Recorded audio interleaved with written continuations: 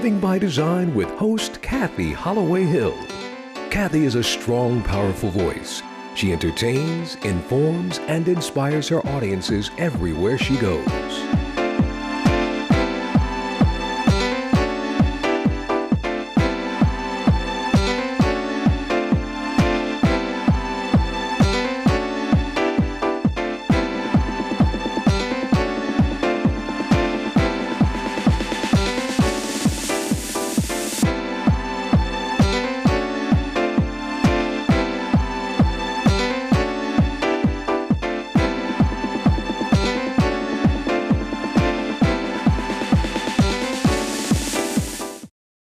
Hi, I'm Kathy Holloway Hill, and welcome to the Living by Design show. It is my absolute pleasure to do this show today. We first want to welcome our live studio audience. I'm so excited. Give yourself a round of applause. Yes.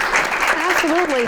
And just a quick little note, you do have a questionnaire in your chairs, and we ask that you please fill that out. And you also have an index card, so if you have a question as we go through our panel discussion and you have a question that you'd like to ask one of the panelists, please write it down and someone will be around to collect those, and we'll try to get as many questions in as possible. We also want to welcome a special person who's in our audience today, Dr. Grant Nesbitt. He is the Director of Operations for Lawrence Township Schools. There he is. Hey there. And they're actually having a parent education meeting tonight about drugs, so perfect timing. So, to get into our topic today, I just want to start out by saying this is a massive epidemic in our nation today. And you probably know it as the term e-cigarettes. You also may know it as the term vaping. This is such a massive epidemic, and it's destroying our young people. And just within the last year, that there has been a 78% increase in the number of high school students that are doing this. So this is something that we really need to get involved, parents, grandparents, community leaders, everyone, because it is really destroying our children, and we've got to build up our community. So today we have a panel of experts that we're going to talk to, and we're going to find out why, what, who, what can we do. All of the tough questions are going to be answered today, and that's why I want you to get involved also if you have a question, and however much time we have, we're going to get them all in. One thing I want to say before I allow the panel to introduce themselves is for you that are watching and you're not here today, if you have a question that you didn't hear the answer to and it means a lot to you because you have someone in your family, please send your email to yourthecure.org. Go to that website, yourthecure.org, and submit your question, because we want to make sure that you get all the information that you need. Okay? So we're going to go ahead and start with the introductions, and we're going to start on this end with Kurt Benjamin. Yes. Hello, I'm Kurt Benjamin, and I'm the assistant principal at Pike High School. Hi, Brian Hannon. I'm chair of Tobacco Free Indiana, which is a coalition of national and statewide and local partners that are working to advance evidence-based public policies to reduce the burden of tobacco in Indiana. My name is William Gill. I'm a cardiologist with IU Health Physicians Cardiology, based mostly out of West Hospital in Avon, and I'm also the president of the Indianapolis American Heart Association Board of Directors. I'm Isabel Jensen, a student at Carmel High School, and I work with a group of young people with voice to educate other peers on vaping.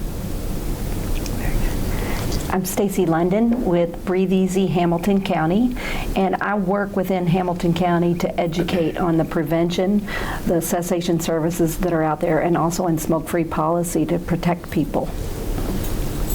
Excellent, excellent. So we're just going to jump right into the questioning. And Dr. Gill, I want to go ahead and just direct my first question to you. Let's just look at some background on e-cigarettes and the size of the problem. Why should we be concerned? Oh, that's a great question. Kathy, the issue sort of starts with what we understood was the history of cigarette use by our youth in the United States. And so in 1997, it was estimated that about a quarter of our teens were using cigarettes at that time. And through the efforts of people like Tobacco Free Indiana, American Cancer Society, American Heart Association, a lot of advocates have convinced our leaders that increasing in taxes for cigarette use, making it a little harder to smoke. We all know that most restaurants and bars and places are now smoke-free. Our workplaces, fortunately, are smoke-free as well. And because of this, we've had a marked reduction in cigarette use in youth. In fact, that reduction is about 80%. It's down to around 5% a couple of years ago.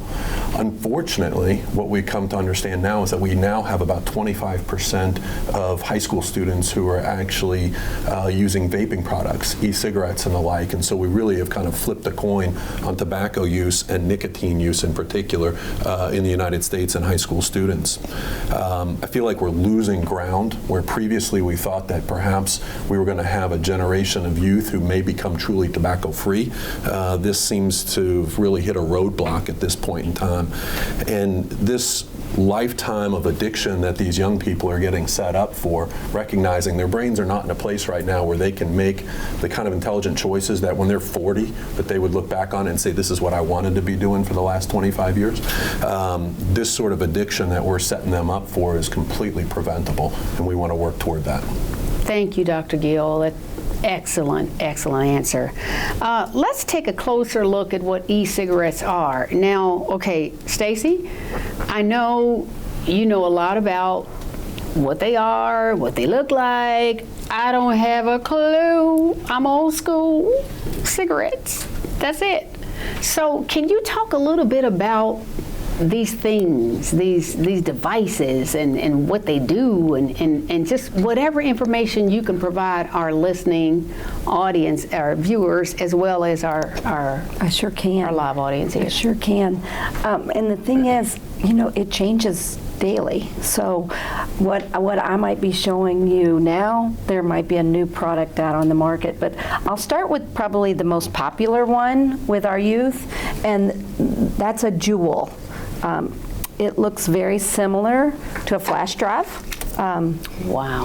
And it actually charges in a computer. So our youth will take this item and plug it right into their computer to charge the battery to use. It's very small, and it uses salt-based nicotine, which is it's not as harsh, so they can get a high level of nicotine with this product, and it doesn't hurt their throat the way a traditional pack of cigarettes would. The big thing too is one little tiny pod like this is equal to an entire pack of cigarettes. So that's the most popular one, and that's the one that our youth, I've interviewed youth that have been hospitalized, and a lot of them have said they've been at a party and someone said, do you want to take a hit of my Juul? So that means, do they want to try it? Do they want to inhale it? And a lot of our youth take that hit, and the scary thing to me is that they have said, it just feels nice. I really like the flavors. I used it once at a party and then used it again at a party, and then I wanted my own.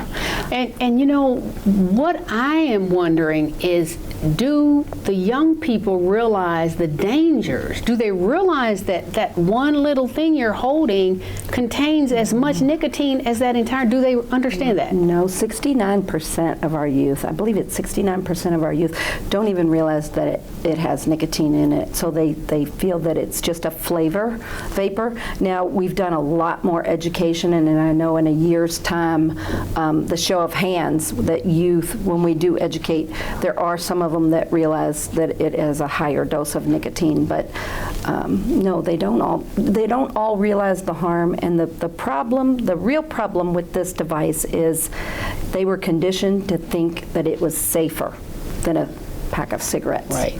But safer doesn't mean safe. Exactly. And so I want to move to Isabella really quick.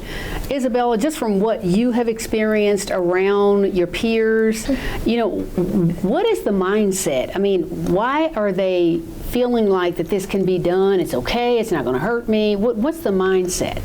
Well, it's definitely thought of to be safer than cigarettes, and it's a lot cleaner than cigarettes. Cigarettes, you've got to have a cigarette, you've got to have a lighter, you're lighting it, you've got all this smoke, people can smell it on you, it's very noticeable.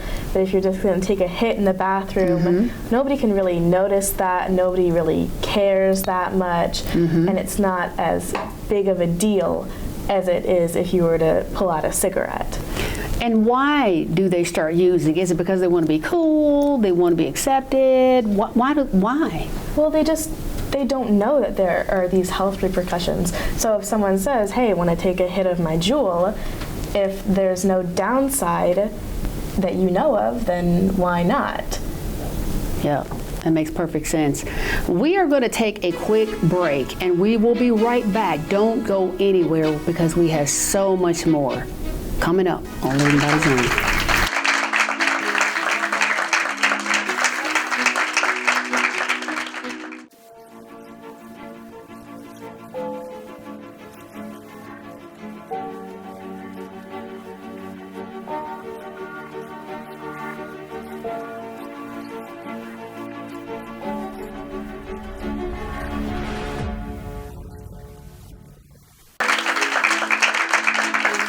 Hi, welcome back to Living by Design. We are going to pick right up where we left off with Isabel.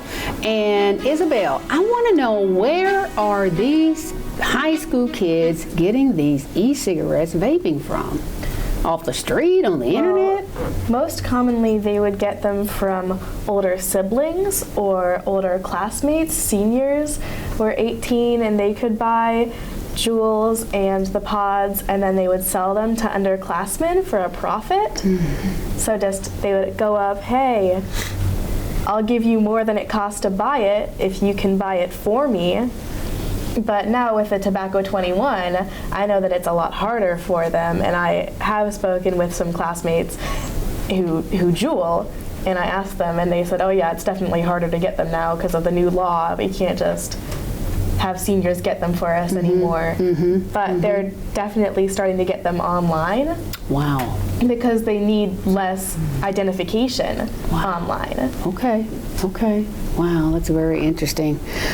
Is there anything, what do you feel like that we as a community or parents or even other peers can do to help with this epidemic?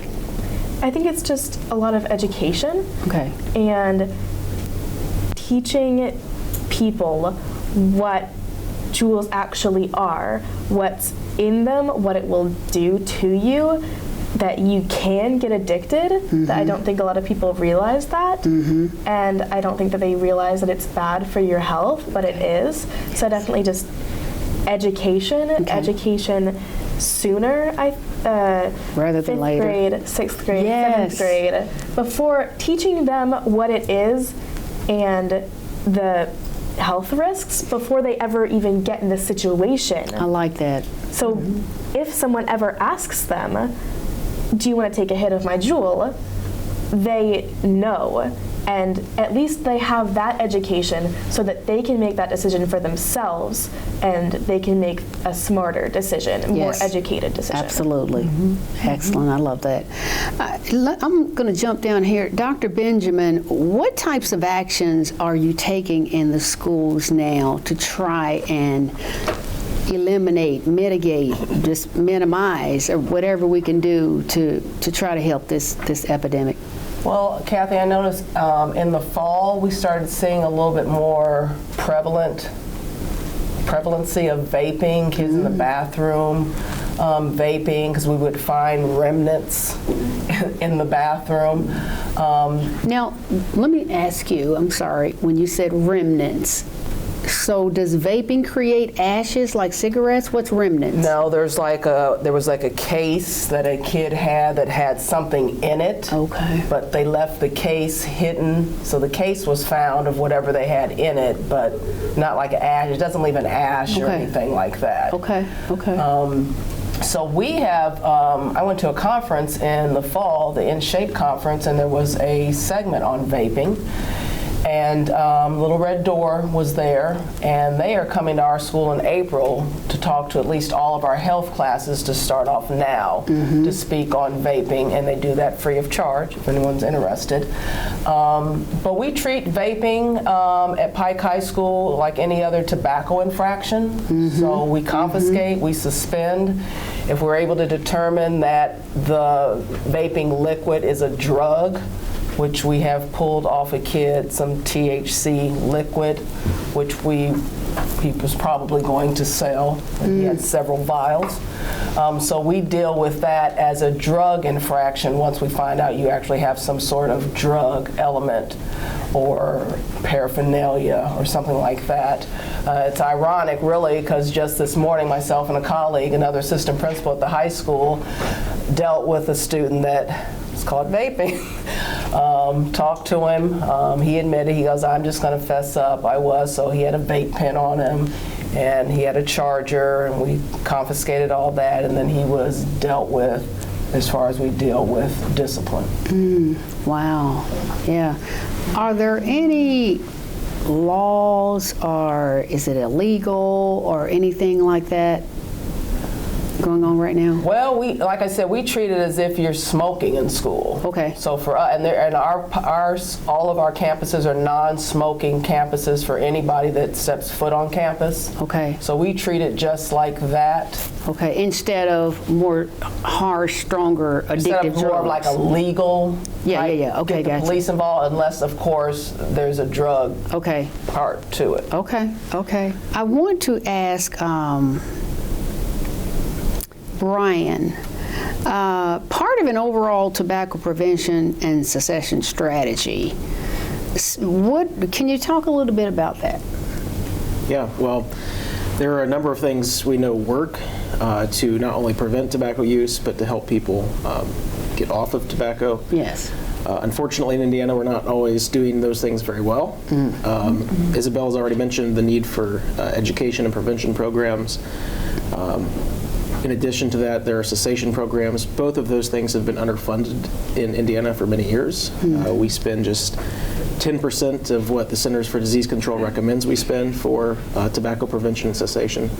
So the first thing we could do is invest more in those kinds of programs. We also, though, need to make sure that our new Tobacco 21 law that passed just recently is well enforced, that retailers aren't selling to kids, and if they do, that they're held accountable, and that they're penalized for that. We also know that, as Dr. Gill has mentioned earlier, raising the price of these products, whether it's cigarettes, increasing the cigarette tax, that needs to happen. But we also need to have an equal increase and a substantial increase in the price of e-cigarettes, e-cigarette products. And then Dr. Gill's also mentioned smoke-free air. That's been a proven strategy to help reduce the prevalence of tobacco use and kind of stigmatize it. So we have to do a number of things in order to, ease this burden that we found ourselves in. And the challenge is making sure that our policymakers, as well as parents and voters alike, all understand the things that need to be done, and we get working in the same direction and get them done. Excellent. So, Dr. Gill, I have to ask you the health risks. I know there are tons, but what are the biggest health risks to our youth from vaping? I think that the number one risk to them, frankly, is related to cardiovascular disease. Nicotine addiction, number one, is an addiction, but the nicotine itself is harmful to our blood vessels, throughout our body, to our brains, to our hearts, increases the risk for heart attack and stroke. I have a statement that I make to most of my patients and colleagues. I tell them, if you want to have a heart attack when you're young, be a smoker. It's really remarkable that premature coronary disease, as it manifests tragically as large heart attacks and sudden death in young people under age 40 and guys under age 50 in women, my rule of thumb is it's almost 100% seen in folks that have been smokers. There may be some rare examples that people will be able to mention, but it's really quite consistent that you have to be a smoker to have a heart attack at a young age. So cardiovascular When disease. you say have a heart attack at a young age, what is considered a young age? I would say for a guy under 40 and for a gal under 50. Okay. Yeah. So I still consider those young. Yeah, true. I agree. And so I think that to halt a life at a 37-year-old guy or a 42-year-old woman or something like this, or to suffer a major disability from a stroke or heart attack at this young age related to nicotine and tobacco abuse and addiction in particular, I think is probably among our greatest risks. We can go right on down the line though and consider for the pregnant mom who's a smoker, exposes the fetus to tobacco. It impairs growth, cause intrauterine growth retardation. There's a risk. One of the things that we're learning about these devices now, unfortunately, as they are drugs and they have toxicity and these pods have so much nicotine in them, if a young child in a home were to get a hold of them and eat the product, for example, it could be lethal, in fact, to them at a with a single dose or a single intoxicating consumption. Wow, that is absolutely incredible. And from your perspective, are you seeing a lot of that so far? Are you seeing a lot of strokes and heart attacks from people of young age? Are you seeing a lot of that? I would say that for these newer devices, I don't believe that I've been able to recognize a lot of it just yet. Okay. To the extent that these disease states do seem to take some time for the heart attack and stroke That's to true. develop. Yeah. They're setting the groundwork in youth to be using them, and then I'll meet them in about 10 or 15 years, I think. Yeah, 78% increase in a year. Yeah. That is incredible. Yeah. Clearly, from cigarettes and other tobacco products that people have been using perhaps for quite a while, that's my business. So we see a lot of people that are smokers in my practice for sure. Wow, excellent. Thank you very much, Dr. Gill. We're going to take another quick break, and we will be right back. Don't go anywhere. We have more.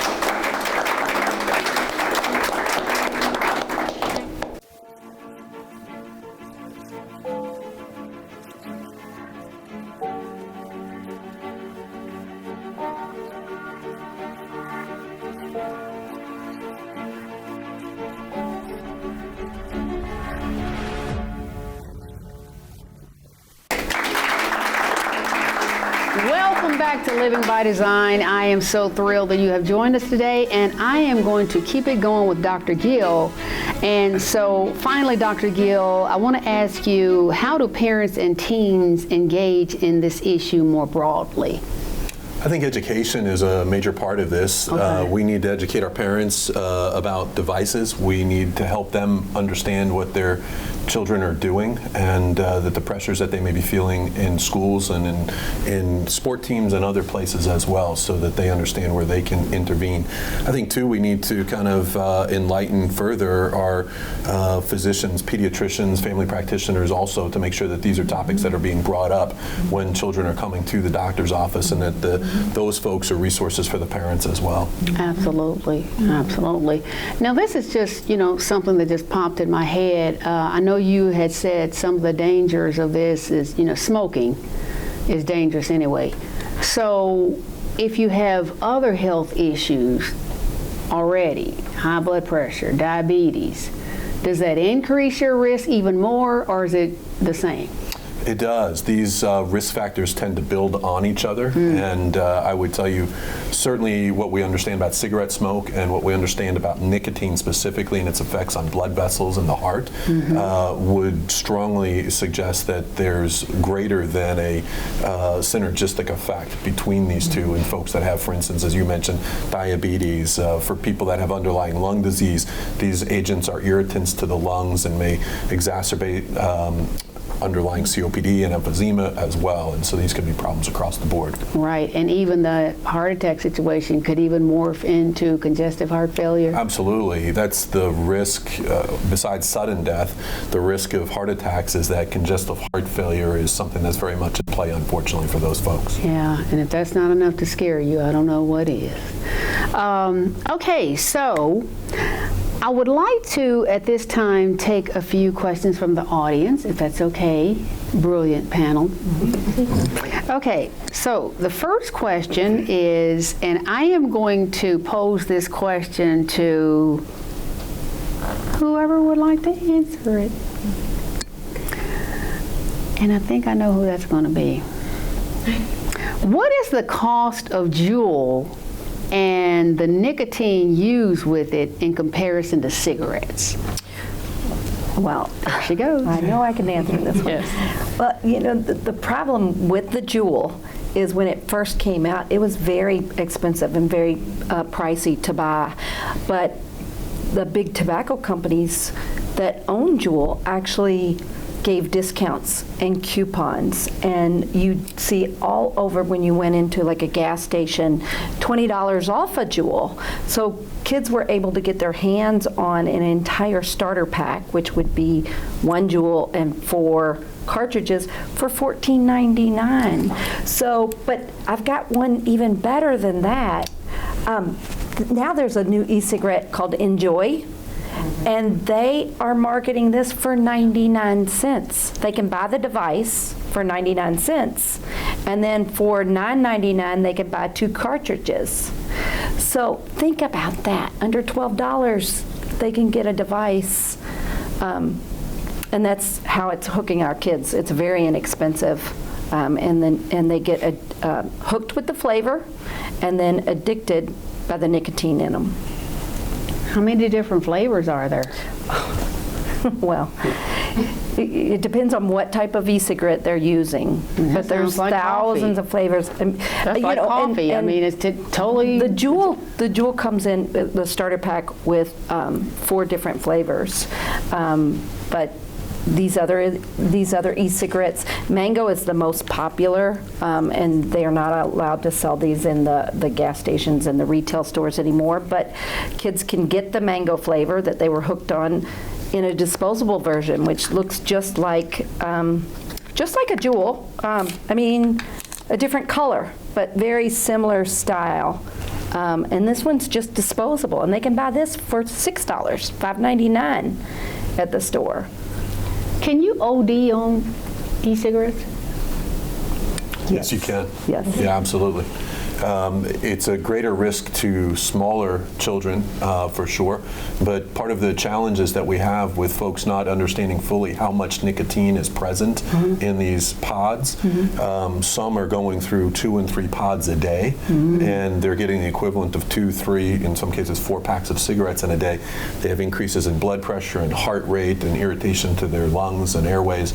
It can be a real serious problem for them. Wow, that is absolutely incredible. One of the things I want to say to you, our loyal viewers, is that this is a very critical topic that we all must get involved in.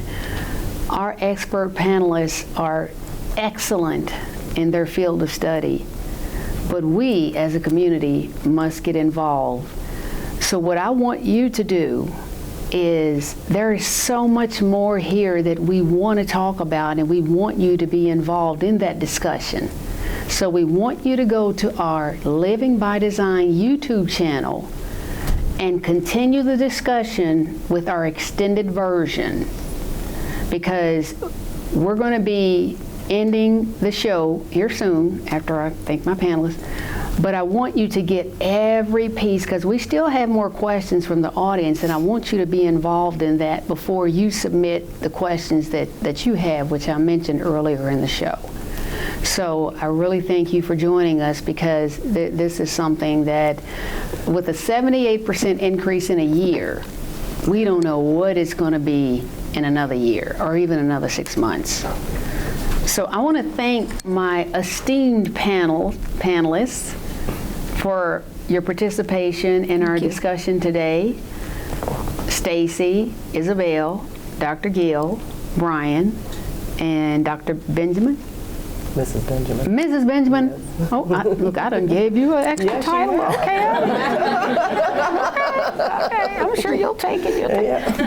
But thank you all so much for being part of this discussion, because it is really going to help a lot of people. So go to our YouTube channel, subscribe to our YouTube channel, and continue the discussion about this massive epidemic. We thank you for joining us for this episode of Living by Design. I'm Kathy Holloway Hill, and we'll see you next week, same time, for another empowering episode. Good night, everyone.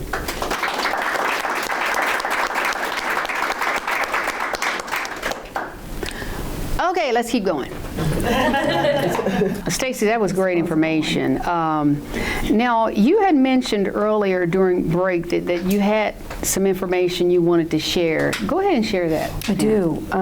So there's a new resource that was just announced on Monday with the governor. He had a youth rally down at the State House and had I don't know the specific number, but several kids were down there with him, and it was a youth action day. So it was really to involve the youth to kind of speak out to their peers.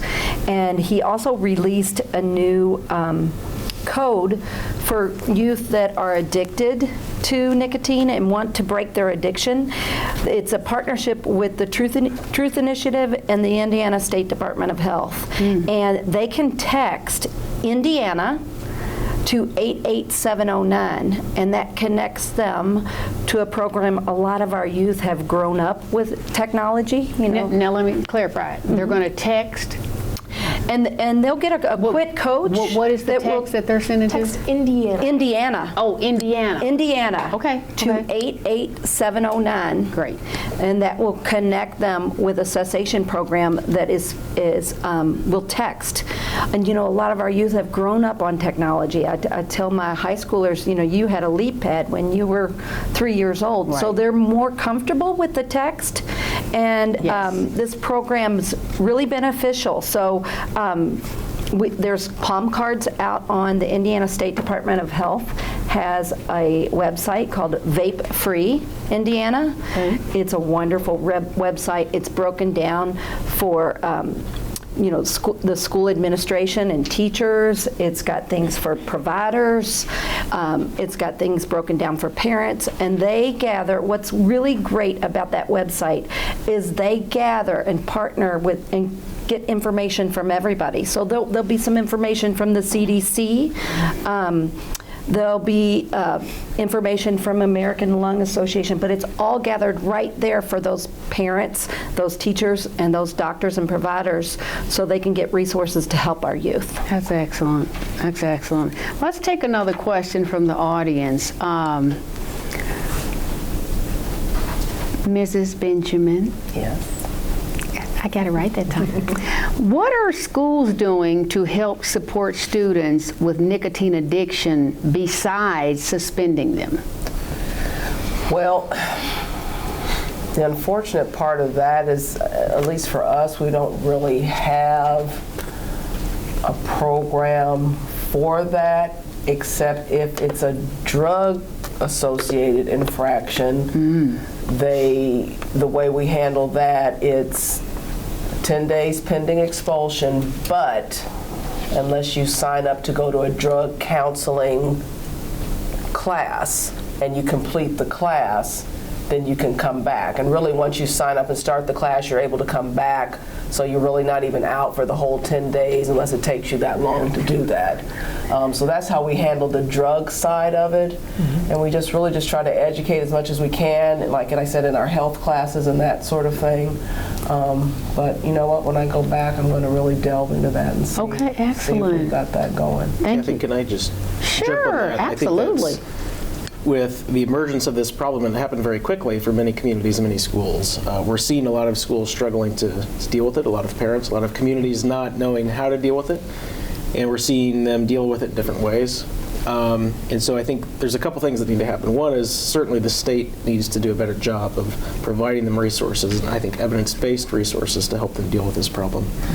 But there's also something on the books right now in Indiana that allows for a school resource officer, a law enforcement officer, but it allows for kids to be ticketed for tobacco use for up to $500. But what we found over the years is that, handing out expensive tickets to an addicted individual is probably not the best way to curb that addiction. Right. So we need to invest more in cessation programs and those prevention programs in the schools and reach kids where they are, whether that's on Instagram or YouTube or TikTok or wherever it is.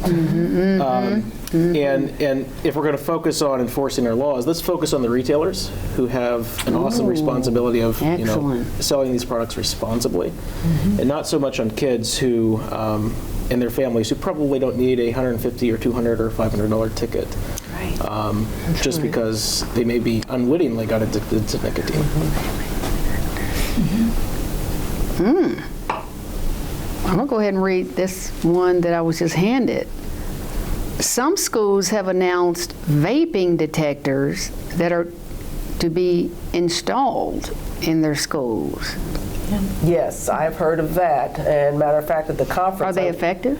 The administrators I spoke to said that kids kind of get wise, and they said they send it like a silent signal to come down, but sometimes once they get down there, they're gone. So, because I said, oh, well, that's a neat idea, but it's just, kids are savvy. So yes, they are.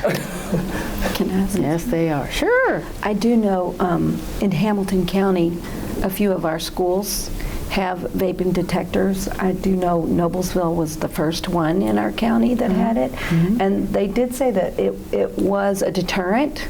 The kids don't want to get caught, so they were very pleased with their sensors. Just like anything, they have to figure it out because it has. Yeah, they just told me they were very pleased with the deterrent. So I don't know number-wise. They're not sharing anything. There's other schools in Hamilton County that are, looking to get grants and implement those. But it's really going to take, the school administration to know, it's not just a punishment. Those kids really are addicted. I have a college daughter that has several friends. My daughter doesn't vape, but some of her friends do. And these kids are trying to break their addiction. They're trying to give it up.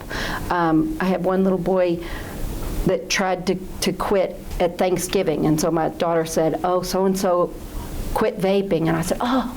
So when she came back from college, I said, "I'm going to buy him a present," and she goes, "Oh, don't worry, don't bother." He bought another one. Like, he threw his Juul away, but he bought another one because he couldn't break that addiction. So our parents need to be informed. Yes. They need to be informed about the products that are out there. Right. Can I show this? I mean, this is they need to know from what the they look CDC. like. This is a great, we are tobacco prevention cessation coordinators, and a lot of counties throughout the state have their own coordinator. So they're your local resource. So we're always getting information sent to us. This just came to me today from my regional director. And so, this is a e-cigarette or vaping products visual dictionary. This is great for a parent to educate themselves. Or a grandparent, yes. Or, you know what? It's going to take everybody to do this. So really educate yourself and really know that these kids aren't making bad decisions. They might have started with a bad decision, but they're addicted, and they need our help. This stuff is addicting. Now, I want to be, very respectful of the panel's time, so I'm just going to take a couple more questions here, and, then we're going to be very grateful that you have stayed. Okay, forgive me. I'm trying to read. I've heard that, now whoever wrote this, if I get it wrong, please don't hesitate to say, that ain't what I wrote. Oh, okay. So, I've heard that psychologically, e-cigarettes are more dangerous because when a person finishes a cigarette, that signals an end to the smoking session. And so young people don't think they're finished until the whole pod is gone. Have you found this to be true? If no one spoke up, then I guess I read that correctly. Okay, great. I think that's a concern, and I think part of, the reason these products are so different and why we're still trying to wrap our heads around them and figure out how they're being used and their use pattern and the effects on health is because they are so different from cigarettes. And they're also, the nicotine in these products is also different. It goes down more smoothly than a cigarette. It's, Isabel made the point earlier, it's accessible really at any time. You can do it without smelling, unlike a cigarette. You can do it in the bathroom quickly. So I do think there's, the way these products are designed allows them to be used a lot more easily and accessible at really any time of the day for kids. So I think that is a concern that they're perhaps consuming more nicotine than they would if they were a cigarette user. But I think there's still a lot of data and a lot of studies to come over the next several years for us to actually fully understand their impact and how they're being used. Yes, yes. Well, let me just ask a question. When did all this vaping stuff start? How many years has this been going on? Well, it's been going on now for several years. It really started to take off around probably 2016, 2017 is when we started to see a big spike, and that's when Juul came to the market. Oh, okay. And Juul now has well over 70% of the market. Well, they've got many commercials on TV. Well, that's right. These products are still marketed in a way that cigarettes legally cannot be marketed. But Juul came in and really kind of, I think, I would say was predatory in the way they marketed these products to kids. And that's when we started to see e-cigarette use really spike, is with these bigger tobacco company-backed e-cigarettes like Juul come to the market with flavors, with sexy advertising that was appealing to kids. And now we have an addiction crisis. And, they have a bad, they may be battling some bad PR, but they now have cornered the market, and they're enjoying the results of that in their sales every day. Yeah. I know we have a cardiologist on our panel, and we did ask about the health risk, but I don't know, Dr. Gill, if you can speak to this or any of our other panelists. We know the health issues associated with cardiovascular and stroke, but what about lung injury, lung deterioration, or lung disease, or lung cancer? Right. So as far as lung cancer and deterioration and lung function specific to the Juul device and many other electronic vaping tools, we don't know enough about those yet. Okay. We understand that there is an epidemic of acute lung injury called EVALI, electronic vaping associated lung injury, that I think most of us have heard about in the United States. Every state in the United States and Puerto Rico has reported EVALI cases. There's a case in Avon that has been on the news recently of a young man who fortunately looks like he's going to survive, but narrowly survive his EVALI hospitalization, where he was on life support and things like this.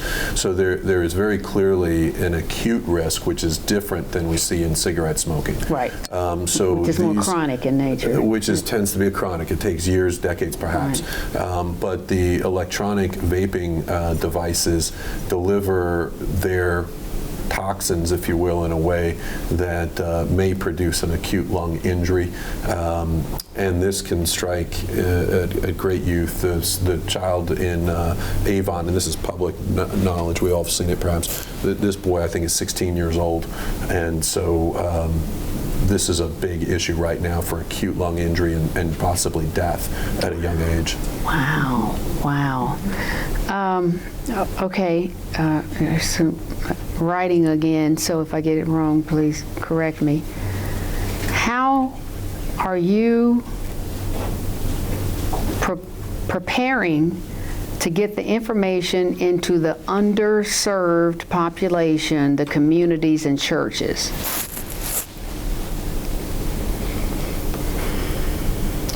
Anyone? Yeah, well, I think part of that goes back again to more investments from our state lawmakers Okay. into programs that can Okay. serve these communities. We just don't have enough resources, and we need more people like Stacy on the ground who can go into our communities, into our schools, into our churches, and provide these kind of resources. And the final question. I'm sorry to. Oh, no, I just go wanted ahead. to throw out too. I Yeah. definitely am aware that the American Heart Association is working, day and night on this very problem. They've made it their premier challenge for 2020. They've committed a $20 million research grant for studying the challenges and problems of electronic cigarettes and the like. And I think that we have here in Indianapolis and nationally, we have really great folks that are working in our communities, in our churches, in our inner city populations, trying to get the word out and educate these folks. And we've got money behind it from the American Heart Association. Excellent, excellent. What is the youngest person, to your knowledge, that has experienced this horrible epidemic of vaping? The youngest person in any panelist, even Isabel? I mean, I know that middle schoolers are vaping right now. Middle schoolers? Yeah. And that's what age? Middle schoolers? I've been out of school for a Middle long school, 6th to 8th grade. Yeah, 6th to 8th grade. Yeah, I mean, it really That's like 11, 12. kind of trickles down. I mean, yeah, it, 11, 12, 13, 14. And if they're seeing it from their older siblings, Yeah. yep, I can see Teenagers are getting it from their older siblings, and then teenagers, high schoolers are setting the model for the new incoming freshmen, those 8th graders. The 7th graders are looking up to the 8th graders. It's all just a chain, and it's just going to start coming down. I'm sorry. When you talk about age, just to piggyback on that, the student I talked about today, he was a freshman. that. Wow. Wow. And if I would just add, I'm sorry, but just one other thing I would add in this regard, and this is an unintended consequence of the ease of the administration of these pods. If you can imagine giving something flavorful and looks enjoyable and things like this in a household, that maybe you have a toddler or a 3 or 4-year-old who might think that it would be cool to kind of eat these pods, right? And so there have been reports of toxicity from ingestions of these pods in very small children and babies, effectively as well. Yeah, and I know that a large amount of freshmen in high school vape. I know that a lot of them do. And I'll comment as well. I think that we have to educate our youth to make it not acceptable. You know, I do have a sophomore in high school. Now, see, that's and going to she'll begin say, at home. well, she'll Education say- begins at home. Well, it's going to take everybody to That's right, educate. that's right. And it's going to take our peers, our youth, Yes. to speak out, to say, because right now my sophomore will say, oh, I'm friends with her, she vapes. Mom, I don't vape, but I'm still friends with her, but she won't speak out to that, so it's going to take our youth speaking out, saying that's harmful. Don't do that. You can become it. And just the way we did with cigarettes years and years. I mean, I can remember when my 4th grader told my mother-in-law, your lungs are black and you're going to die. Well, that's because they were educated from young on to know the dangers and the harms. And I think that's how this vaping is going to change. We have to change the culture. We have to make sure that they see it as harmful. Right. Kathy, as Stacy said, and you had mentioned, education starts at home, and being old school, years ago, like with the cigarettes, a lot of that did start at home, but we're in a society now where what we do at school is more than just textbook. I mean, we're teaching kids everything, and a lot of learning comes from us. We have to make sure, because you have parents that are working 2 and 3 jobs and just don't have the energy to deal with anything more, and so it's not kind of falling. And they don't even know it when they see it. They don't know. So it kind of falls back on the educators to get experts in and educate kids, have parents come in, educate them so that at least they know, get the information out there. So, sometimes it's not quite that black and white. Yeah. Well, and one other thing that the Indiana State Department of Health is doing is their media campaign. So I don't know if anybody has heard it on the radio. There's commercials that are out there. It's called Behind the Haze. And so they're getting, it's the radio stations our kids listen to and the social media that they use. So they're kind of doing the reverse as these companies are marketing to our youth. They're doing this hard-hitting campaign called Behind the Haze to kind of change the culture as well. Excellent, excellent. You all have been absolutely incredible, a wealth of knowledge. I mean, there's no amount of money that anyone could pay for all this information we've received today. So I'm just going to do this, and it's going to be our final act.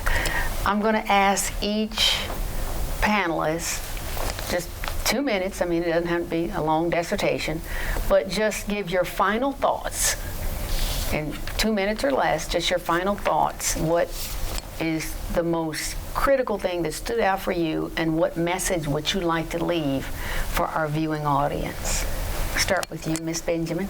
I think the biggest message is what we've been saying all day. It's education. You can never over-educate people, and the more knowledge they get and information they get, the better they're able to handle and recognize what's coming at them. Excellent. Brian? I probably have 2 thoughts I'd leave with you. Okay. One is, let's not punish kids who are addicted. Let's help them, and we're going to have to invest more resources into that. But secondly, let's treat e-cigarettes with the same kind of public policies we know have worked for cigarettes. So we need to raise the price. We need to invest more in prevention and cessation. They need to be included in smoke-free air laws. There's a whole host of things we need to do from a public policy perspective for e-cigarettes, just like we did for cigarettes. And so reach out to your lawmakers and remind them about that. Amen. I want to, just 3 quick things I would say. I thank you, Kathy, and really all of our panelists as well for joining all of us together to talk about this really critical topic. Thank you. We're at an incredibly important time in our nation's history as far as health and youth, and I'm glad that we're talking about this like we are. The American Heart Association has a grassroots advocacy network called You're the Cure. You mentioned it earlier. Yes. You can get in touch with this by you'rethecure.org, and I think it's an opportunity for all of us to learn even more about this challenge, perhaps to participate in some solutions and problem solving, and make sure that we're fitted with the information we need to speak intelligently to our kids, because our kids will figure it out when we don't know what we're talking about. And I think that the last thing that I would say, and this is something that I've been reasonably passionate about for a really long time, unfortunately our kids today, even those who are 18 to 21, are really not in a position to be prepared to make lifetime decisions where addiction is going to be the end result. And nicotine is a highly, highly addictive substance. I think most who have known smokers, or if you've been a smoker yourself and tried to quit, you would consider this to be among the most difficult things that you've been challenged with in your whole life, and some never quit. As I tell my patients, unfortunately, that I get to meet later in their life perhaps, I tell them everybody quits smoking. Some just do it before they die. And so I hope for most that they can do it before they die, and I would hope even more so that folks like Isabel and her friends, that they would just never get hooked on the nicotine. And so that's what I would say about this. Excellent. Yeah, I would just say to all of my fellow teens that nicotine is in all of these products, that in one of these jewels that there are 20 cigarettes worth of nicotine, and that you can get addicted to it, and that's definitely a very, very real consequence, and that you may not think that it's happening, but it definitely is. Excellent. And what I would say is just know your local resources. There's so many of us that are working together on this. It's really not about glory or who gets this or who gets to speak here, or because you could have chosen any one of the tobacco coordinators through the state to speak, and that's their job, is to go out and educate, but it's also their job to recruit people to be part of their coalitions and their alliances, so everybody can go out and educate. So I would challenge you to get involved. If you know someone that's passionate, and I'm going to put a shameless plug, to get the glory, but breatheasyhamiltoncounty.com is our website, and you can click on there and you can request a presentation. You can say that you want to be involved in the coalition. You can support smoke-free air, but that's just Hamilton County. All these coordinators have organizations like that, and they're a wealth of knowledge. So I would challenge you to reach out to them. Well, you heard it from the experts, and I couldn't have said it better. You have received a wealth of knowledge today. So I have just 2 little words. Get involved. It takes a community to raise a child, and it's going to take a nation to get this problem in check. We need everyone. No one is exempt. So we thank you for joining us for this extended version. I'm Kathy Holloway Hill, and we will see you next week. Thanks for joining us.